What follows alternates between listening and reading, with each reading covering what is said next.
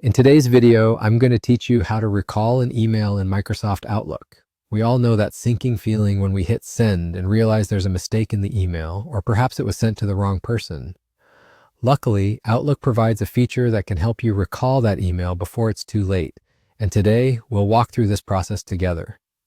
To begin, open up your Microsoft Outlook application. This is a crucial first step, as the recall feature is only available within the Outlook desktop app. It won't work from the web version. Once you've accessed your Outlook, navigate to the Sent Items folder. This is where Outlook stores copies of all the emails you've sent.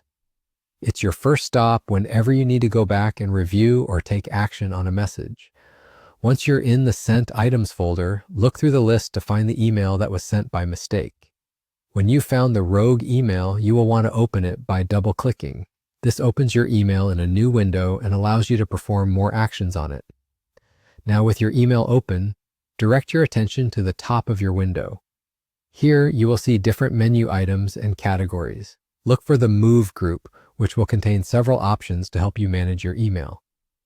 Within this group, click on Actions. This gives you a small drop-down menu with further commands to choose from. In this drop-down, select Recall this message. This is the option that lets us essentially take back our email.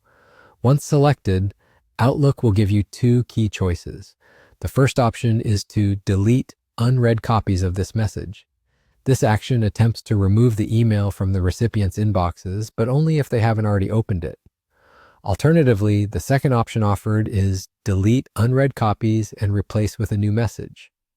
This allows not only the removal of the original message from the recipient's inboxes, but also the opportunity to immediately send a corrected version.